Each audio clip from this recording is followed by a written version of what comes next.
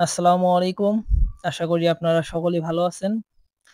আজকে চলে আসলাম নতুন আরেকটি বই রিভিউ দেওয়ার জন্য। বইয়ের নাম 'রোদল ভরা এ বসন্ত', লেখক হুমায়ূন আহমেদ। এটি একটি প্রেমের উপন্যাস। গল্পের নায়ক-নায়িকা হলো বারসাত আর মিরু। তারা দুজন দুজনকে ভীষণ ভালোবাসে। হঠাৎ করেই মিরুর বিয়ে ঠিক হয়ে যায়। বারসাত বলে যে, "আমি তোমার ফ্যামিলিতে গিয়ে তোমার বাবার কাছে বলি যে আমি তোমাকে ভালোবাসি, বিয়ে করতে চাই।" কিন্তু মিরু বলে যে, "আমার বাবা তোমাকে কখনোই মেনে নেবে না।"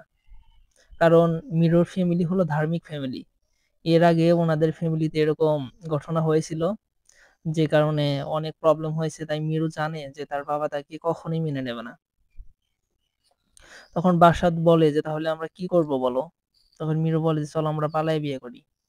বাসাত বলে, "তাই কি হয়? সমাজ কি বলবে? তোমার নিন্দা হবে।" তখন মিরু বলে, "আমি সারা জীবন তোমার সাথে কান্না করতে রাজি আছি। কিন্তু তোমাকে হারাতে রাজি না।" এই কথা শুনে বাদশাদ বলে যে, "চলো তাহলে আমরা কালকে বিয়ে করে ফেলি।" তখন বাদশাদ যায়, কাজী অফিসে গিয়ে ওয়েট করে মিরুর জন্য। কিন্তু মিরু সেদিন আসে না। অপেক্ষা করতে করতে সন্ধ্যা হয়ে যায়, রাত পার হয়ে যায়। তারপরেই মিরু আসে না। তারপর দিন যখন মিরুকে জিজ্ঞাসা করা হয় যে, "তুমি কেন আসলা না? আমি তোমার জন্য সারাদিন অপেক্ষা করেছিলাম।" তখন মিরু বলে যে, "আমি যখন বের হব, তখনই আমার বাবা অসুস্থ হয়ে যায়। আর বাবাকে নিয়ে হসপিটালে যাইতে হয়।" তখন বাসাত বলে যে, "চলো তাহলে আমরা এই মুহূর্তে এখন বিয়ে করে ফেলি।" তখন মিরু বলে যে, "আচ্ছা চলো তাহলে এখনই বিয়ে করে ফেলি আমরা দুজন।" দুজন কাজী অফিসে যায়।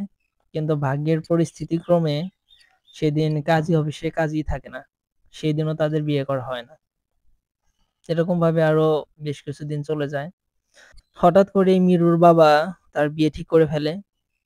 তখন মিরু বাসাতকে ফোন করে যে, "আমার তো বিয়ে ঠিক হয়ে গেছে। আজকে আমার বিয়ে। তুমি কি বলো? আমি কি করব এখন?" তখন বাসাত বলে যে, "তুমি ওই মুহূর্তে যেভাবেই পারো তুমি চলে আসো। কাজী অফিসে আমরা আজকে বিয়ে করব।" মিরু সেদিন কাজী অফিসে যায়। কাজী অফিসারও সেদিন থাকে। মিরু বাসাতের জন্য অপেক্ষা করে। অপেক্ষা করতে করতে অনেক সময় পার হয়ে যায়। কিন্তু বাদশাহ আর আসে না। কেন বাদশাহ এলো না? মিরুর সাথে কি রাগ করে এমনটা করলো? নাকি মিরুর সাথে প্রতিশোধ নেওয়ার জন্য এরকমটা করলো? কি হবে মিরুর এখন? যদি এসব প্রশ্নের উত্তর জানতে চান, তাহলে অবশ্যই বইটি আপনাকে পড়তে হবে। আর যারা ভাবছেন যে বইটি পড়বেন, আমি বলব যে তারা নিঃসন্দেহে বইটি পড়তে পারেন। আপনাদের অবশ্যই ভালো লাগবে। ভালো থাকবেন, সুস্থ থাকবেন। Take care.